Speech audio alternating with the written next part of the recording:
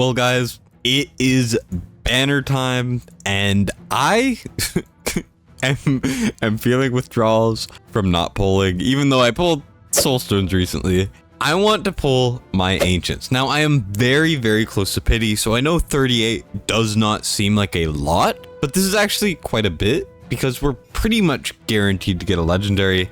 I have enough gems to get some more Ancients if needed, but I think this should be enough. And currently, on a boosted rate up for Ancient Shards, we had Blade Chorister Kaldor, which is a faction unity champion.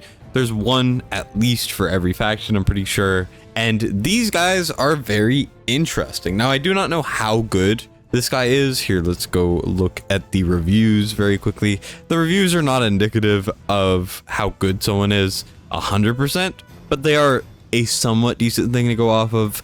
Basically, faction unity champions have, for example, on their aura skills, they have the initial thing that works for everyone, and an additional thing for people of their same faction. Here, allied crit rate in all battles by 25%, but he also gets 15% ally speed in all battles, but only for Sylvan Watchers. And his abilities have a couple interesting things. If you're looking to have one of the strongest possible starts, make sure to click the link in the description to get a free legendary Bambus 4-leaf and one of the best epics in the game to gore as you level up. Now, to make it happen, here are all the steps you need to follow. Number 1, make sure you are logged out of Plarium Play on PC, or you just don't have it installed at all. The next step, you just gotta go into the description, click the link, and register with a brand new email. Once you launch Raid and complete the tutorial, go to the mail, and there sitting will be your free legendary, and the epic will come soon after once you hit level 15. Starts like this in gachas are unheard of. Click my link right now and get the start that you deserve. First of all, the A1 is a stun, ignores target's resistance for each continuous heal buff on the champion. Pretty good. Not what I'm talking about though. What I am talking about is something like his A3, where he has, the normal part of his kit, 3-turn cooldown, attacks an enemy before attacking, has a chance of removing all buffs, and places decreased defense and weaken on the target, and ignores target's resistance, scales off of enemy max HP. This is a very loaded skill, but the more faction allies you have in the team, the better it gets. One faction ally removes all buffs from all enemies if the initial target is killed, and it cannot be resisted. 2 faction allies makes it also ignore 5% of the target's defense for each poison debuff on them and each continuous heal buff on him, this champion. And then 3 faction allies, if the initial target is under a poison debuff, also attacks all other enemies. The damage dealt is proportional to the initial target's max HP, how many poison debuffs are on them, and if the initial target is a boss or a minion, the damage dealt is equal to 10% of their max HP, which is pretty cool, right? He has a lot going for him. His passive has a bunch of additional stuff if you have a bunch of Sylvan Watchers. Now, I don't have a lot of Sylvan Watchers right now. I mean, I got Croydon the Blue, Dwayden the Runic, and Ornn. This is a pretty newer account, obviously, but also I want to pull and no one could stop me. So I don't really care if it's a bad idea to just pull for him. I'm going to basically pull for him. So what we're going to do is I'm going to obviously pull 10 pulls and we're going to see what happens. And then I'm going to end off the video really fast because at the end of the day, we're just getting to that pity, right? And the video doesn't have to be long and unnecessary, right? Like and subscribe or whatever as we're going through this. Obviously, we want some good epics. This is also 2x chance of epic and legendaries. That's another reason why I'm pulling. You should only ever realistically be pulling on a 2x event. So keep that in mind. These events are very hard to come by where it's like 2 things you really want to have happen. Oh, legendary? Hey, Kyoku. Wait, that's good. I think. Let me just refresh my memory. Kyoku is very fun. I really like Kyoku. So Kyoku, Shadowkin. I have Lady Mikage on this account already. It's been pulled. So any Shadowkin is good because of just her kit.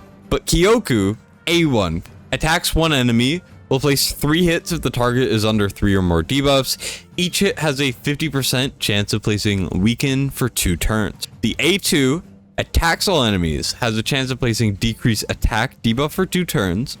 After attacking, has a chance of placing HP burn for 2 turns on all enemies that the skill did not place a decrease attack debuff on. It's a little bit wordy, it's a little complicated, but it's more or less a decrease attack ability. But the main thing that I like is the A3. Is she the most meta unit ever? No, but I like this ability a lot. Places a 50% ally protection buff on all allies except this champion for 2 turns. Also places a block damage buff on this champion for freaking 3 turns. Then grants an extra turn. So this is functionally a 3-turn cooldown. It lasts for 2 turns because she gets an extra turn and then it uses up one of these 3 turns. And it's very cool. And then the passive comes in. Every time this champion is hit with a critical hit, heals all allies by 50% of their max HP, and then places increased defense buff on all allies. So she's bringing in that increased defense, which I don't have a lot of champions for, has the decreased attack consistently, and if she doesn't place it, you get that HP burn as well, which is pretty solid. And she has this really, really good ally protection ability. Ally protection, she'll soak up half of the damage dealt to your allies, and it'll go to her, but she's not taking damage, which is really cool. I'm very happy with this pull, especially for faction wars. Shadowkin's going to be one of the hard faction wars, 100%. I think that it's going to be really difficult. There's not a lot of revivers in that faction. I'm pretty happy with that. We also got Soul Drinker, who I think is a bomb unit. I don't really care, just to be kind of blunt. I mean, bombs are interesting, but they are kind of not something I really enjoy using. Anyways, let's go into the vault. Let's move up some of these champions. I'm very happy with that, honestly. I was expecting it to be something completely trash that I would never use in my entire time playing this game, and I'm pleasantly surprised. Anyways, let's do the rest of the pulls. I mean, it's a 2x event right now. There's not much better to pull on. Broodlord, Dark Elhain. Damn, all of the epics are coming out. Neldor Rhymeblade. Okay, Broodlord, what does he do? I've never seen this guy in my life. A1, attacks twice, provoke if the target's under decreased speed. A2, places ally protection, then a block debuffs on just that ally. Oh, it's only one ally. Also shield buff on this champion. Then we get attacks all enemies, has a chance to place a stun, chance increases on people with decreased speed. Whenever he's attacked or whenever allies under ally protection are attacked, has a chance of placing a decreased speed. Interesting. Then Dark Elhain, I don't really want to read. And then Neldor Rhymeblade has freeze, decreased attack, and accuracy, decreased speed. Pretty cool character there. You know what? We'll do the 8. Can we get another legendary? The answer's probably no. The answer's probably no, but it's worth pulling anyways. And something I really like about Raid is a lot of the epics are very desirable. So if we could get more epics, that would be cool. Corporatent Cadaver, F in the chat for him getting nerfed. I remember what he used to hit for like 1 billion or whatever the hell it was in freaking Guild Boss if you had a really big shield. Those were good times. Perforator, nope. Moving on.